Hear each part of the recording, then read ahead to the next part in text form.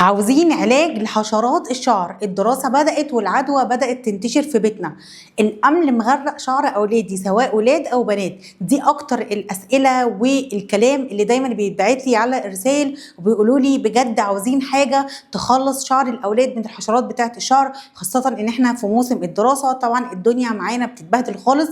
فالنهاردة حبيت أقول لكم على منتج ثمنه بالظبط عامل 55 جنيه هيعالج الشعر بتاع الأطفال، وكمان هيعمل حماية اكتر من 6 شهور ان شعرهم ما يجيش فيه اي حشرات خالص. لو انت اول مره تشوفوني، انا الاء جمال سكين كير اند هير ثيرابيست. يلا بينا نبدا مع بعض الفيديو.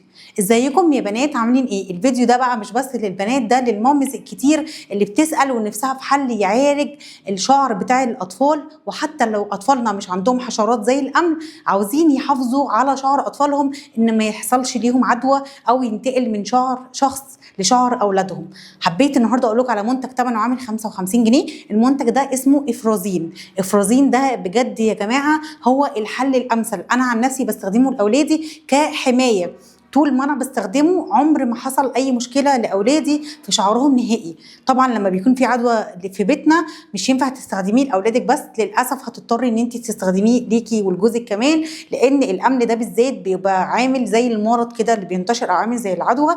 فلما تلاقي في شعر اولادك اي حاجه من الحاجات دي لازم تستخدميه انت كمان. طريقه بقى استخدامه ازاي؟ اول حاجه بتغسلي شعر اطفالك كويس جدا جدا جدا، وتتاكدي ان هو ما فيهوش اي دهون او اي زيوت او ما فيش اي ماده عازله على الجلد عشان لما نيجي نحطه.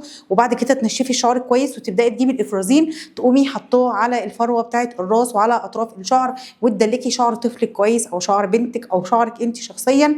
وبعد كده تلبسي كيس لمده ساعه او تلبسه بونيه بحيث ان هو يتفاعل مع الجلد بتاع الشعر ويقضي على الحشرات الموجوده سواء كانت بقى الامل او السبان. وبعديها على طول تغسلي الشعر بس بميه فقط، يعني مش تغسليه بشامبو. اول يوم بتغسليه بميه بس، ودي كمان من اهم الخطوات اللي موجوده في طريقه العلاج وهتلاقيها مكتوبه. بس انا بحب اقول لكم الخطوه دي بالذات علشان لو محدش بيقرا الروشته بتاعه المنتج.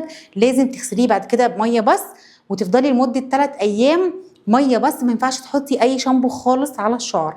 الطريقه دي هتعالج شعر اطفالك وكمان هتموت اي حشرات. طبعا بقى لو عندك المشط الناعم الصغير ممكن تسرحي للاطفال بحيث لو في حاجه تقضي عليها خالص. ممكن تستخدميه مرة كل 3 شهور كوقاية للشعر من وجود أي حشرات. وصدقوني لما تستخدموا المنتج اللي في إيدي ده إن شاء الله إن شاء الله مش هيكون فيه أي حشرات نهائيا. يا رب يكون فيديو النهاردة عجبكم. ما تنسوش لو الفيديو عجبكم تعملوا لايك وشير علشان أكبر قدر من الأمهات تستفاد. مع السلامة.